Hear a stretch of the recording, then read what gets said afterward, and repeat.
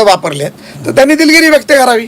ही फार तारेवरची कसरत तुम्हाला वाटत नाही का प्रसाद लाडजी, की एकीकडे बघा हा प्रश्न असा आहे ना की मराठा समाजाचा आरक्षणाचा मुद्दा अत्यंत संवेदनशील आहे, गेली अनेक वर्षापासून तो प्रलंबित आहे, न्याय्य मागण्यांना नक्कीच त्याचा विचार केला जातो. पण दुसरीकडे ओबीसी जो भारतीय जनता हाकेंनी जो मुद्दा उपस्थित केला की भारतीय जनता पक्षाचा जो कोर वोटर राहिला महाराष्ट्रामध्ये तो ओबीसी समाज राहिला, त्यामुळे ही तारेवरची कसरत सांभाळावी लागते.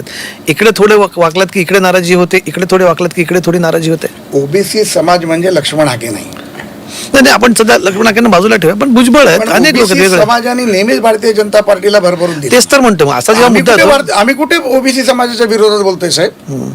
नाही, मी आम्ही कुठे ओबीसी समाजाच्या विरोधात बोलतोय? आरक्षणाच्या मुद्द्यावर जेव्हा तुम्ही बोलाल थोडं तुमचं माप इकडे झुकल्यासारखं दिसतं की इकडे समाज नाराज आहे. आम्ही दोन्हीकडचं बोलतोय मी. आम्ही कुठल्याच समाजाच्या विरोधात मी नाही. मी परत भूमिका मांडतो. हा एक संघ महाराष्ट्र, या महाराष्ट्रात राहणारा मराठी माणूस हा कुठल्याही जाती पंथाचा असू दे, कुठल्याही धर्माचा असू दे, तो महाराष्ट्रातला मातीतला मराठी माणूस जर असेल तर तो आमचा सर्वांचा आहे, तो आमचा भाऊ आहे. त्यांची लेकरं आमची लेकरं आहेत, त्यांच्या बहिणी आमच्या बहिणी आहेत, त्यांच्या माता आमच्या माता आहेत. त्याच्यामुळे त्या भावनेतून मी बोललो. त्यामुळे मला जर कोणतरी शिवीगाळ करणार असेल तर त्याला लखलाभ असो. मी माझ्या ठिकाणी चांगला आहे, माझं नाव आहे, समाजात मला मान्यता आहे, इतर समाजात मला मान्यता आहे. त्यामुळे कोणीही मला सर्टिफिकेट दिल्यानंतर प्रसाद लाड मोठा होईल किंवा प्रसाद लाड काल चर्चेला गेला म्हणून प्रसाद लाड मोठा होईल, प्रसाद लाडची भूमिकाच नाही. काल देखील मी जरांगे पाटील साहेबांनी मला सांगितलं की तुम्ही हे करून आणा, आम्ही तुमची मिरवणूक काढू. मला मिरवणुकीला जायचंच नाही. आम्ही काम केलं, आमचा विषय संपला. देवेंद्र फडणवीसांनी आरक्षण दिल्यानंतर ते गावगावा करत फिरले नाहीत गावागावात. आम्ही त्यांच्या भूमिकेला फॉलो करतो. आम्ही काम करणार, प्रत्येकासाठी करणार, प्रत्येक समाजासाठी करणार, राज्याच्या विकासासाठी करणार, विद्यार्थी, कष्टकरी, शेतकरी, कामगार, महिला, उपेक्षित सर्वांसाठी काम करणार. ठीक आहे. तुम्ही काल मनोज जरांगेंना भेटलात. अनेकदा आम्ही ज्याच्यापूर्वी जेव्हा आंदोलनं झाली, चर्चा झाल्यात, तेव्हा काही खाजगीमध्ये काही नेते असतील, अधिकारी असतील, एक गोष्ट वारंवार सांगायचं की मनोज जरांगेंसोबत डील करणं फार, डील म्हणजे कुठला हे नाही, पण त्यांच्यासोबत बोलणं, त्यांच्यासोबत चर्चा करणं फार कठीण आहे. तुम्हाला असंच वाटलं का त्यांच्यासोबत चर्चा करणं? बिलकुल नाही वाटलं. बरं, बिलकुल नाही वाटलं. म्हणजे काल जेवढ्या कम्फर्टेबल लेवलला ते माझ्याशी चर्चा केली, मला बिलकुल नाही वाटलं. आणि मी त्यांनी पण मला सांगितलं, मी त्यांना सांगितलं जी चर्चा करायची ती कॅमेऱ्याच्या समोर करा. तुम्ही त्यांना सांगितलं का की तुम्ही पूर्वी जी मुख्यमंत्र्यांबद्दल भाषा वापरायचा त्याच्याबद्दल तुमची काही चर्चा झाली का? कधी कधी बरेच आक्षेपार्ह पातळीला जायचं. चॅनल समोरच बोललो त्यांना. तेही त्यांनी कबूल केलं की देवेंद्र फडणवीसांनी काम केलंय, अमान्य मी करतच नाही म्हणून. पण त्याच्यातही त्यांच्या काही गोष्टी होत्या की काही गोष्टींमध्ये निर्णय घेतले गेले नाहीत, काही गोष्टींमध्ये त्यांना चुकीचा फीडबॅक दिला गेला, हे केलं ते केलं. पण काल त्यांनी मान्य केलं ना, पहिल्यांदा मान्य केलं ना लाईव्ह TV चॅनलवरती. तुम्ही पण लाईव्ह केलं, सगळ्याच चॅनलनी लाईव्ह केलं की देवेंद्र फडणवीसांचं योगदान आम्ही अमान्य करत नाही. आणि मला कुठेही त्यांच्याशी बोलताना हार्डशिप वाटली नाही. त्यांच्याशी बोलताना मी कम्फर्टेबल होतो. चर्चेमध्ये मला त्यांनी 5 वेळा चहा देखील पाजली. हो, पाणी पण फार पित होतात तुम्ही काल. नाही, गरमी खूप होती, जवळजवळ 44-45 डिग्री हीट होती आणि मला वाटतं लाईटही गेली होती. बरं. आणि शेवटी आम्ही मुंबईत लहानाचे मोठे झालो, कोकणात लहानाचे मोठे झालो. मराठवाड्यातल्या हीटची आमच्यासारख्याला सवय नाही. काल 44-45 डिग्री हीट होती तर आणि मला पाणी प्यायची सवय. मी आताही तुमच्याबरोबर चर्चा करताना 2 कप पाणी प्यायलो, कारण मला वाटतं की डिटॉक्स बॉडी झाली पाहिजे, त्याच्यामुळे मी पाणी पितच असतो. प्रश्न होईल का डिटॉक्स? पण इतकं सगळं साचलंय सगळं, ते होईल का डिटॉक्स? सगळं मनात काही ठेवत नाही साहेब. जे झालं ते गंगेला मिळालं. माझं आयुष्यात एक नियम आहे, जे चांगलं केलं ते करायचं आणि विसरून जायचं. एखादी गोष्ट जर वाईट झाली तर तिला मयत चाललंय समजून पाठीमागे लाह्या टाकायच्या, मागे वळून पाहायचं नाही की काय वाईट झालं. ते पाहत बसलो तर मनात दुःख राहतं, मनातलं दुःख डोक्यात येतं, डोक्यात अनेक वाईट विचार येतात, कोणाबद्दल तरी वाईट विचार करायला लावतात. त्यापेक्षा जे झालं गेलं गंगेला मिळालं त्याच्याकडे मागे वळून नाही पाहायचं. पुढे आयुष्यातलं पुढचं ध्येय काय, आयुष्यात पुढे काय मोठं व्हायचं आहे आणि काय चांगलं करायचं आहे समाजासाठी, लोकांसाठी आणि इतरत्र जे दिलेल्या जिम्मेदारीसाठी काय चांगलं करायचं ते करत राहायचं. वाईटाचा कशाला विचार करा. अनेक साहेब आम्ही शून्यातून विश्व निर्माण केलेली लोक आहोत. अनेक वाईट प्रसंगाला आम्ही समोर गेले.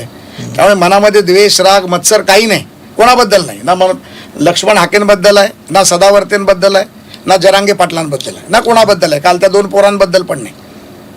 मी तर त्यांना निरोप दिलाय की तुम्ही मुंबईला आहे आणि मला भेटा.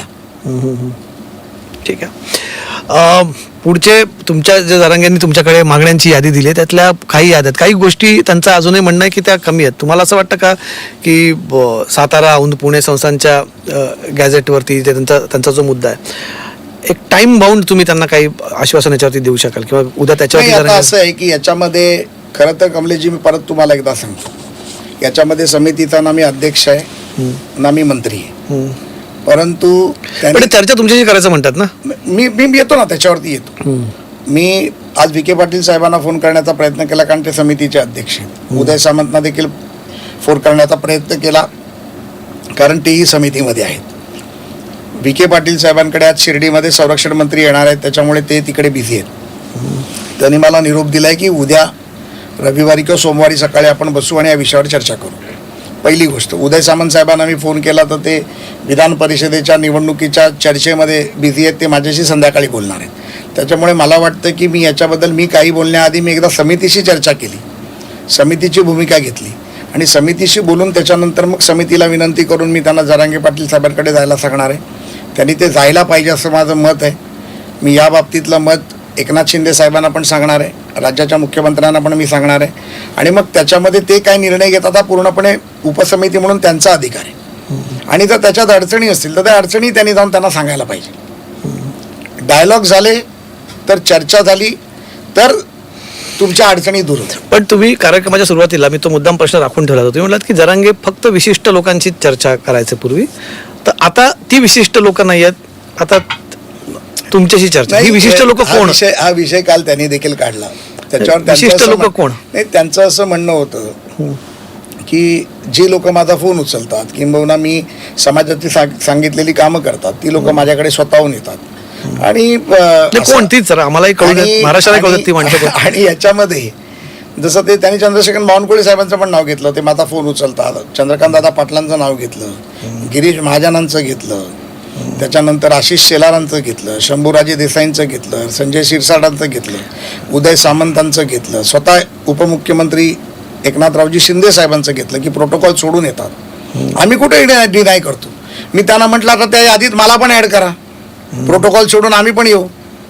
आणि एखाद्या माझ्या फोननी माझ्या एखाद्या 2 भावांचं काम होत असेल, कुठेतरी अडलेलं सर्टिफिकेट मिळत असेल, त्याचं कॉलेजचं ॲडमिशन होत असेल, त्याला नोकरी मिळत असेल तर आनंद वाटेल. त्यामुळे त्या प्रोटोकॉल लिस्टमध्ये मलाही टाका म्हणून मी सांगितलं. आणखी तुम्ही याच्याबद्दल तुम्ही पूर्वी बोलत होता की काही लोकांच्या सांगण्यावरून तुम्ही देवेंद्र फडणवीसांना टार्गेट करू नका. तर कालच्या चर्चेत किंवा तुमच्या रिसर्चमध्ये तुम्हाला सापडली का ही काही लोक कोण आहेत?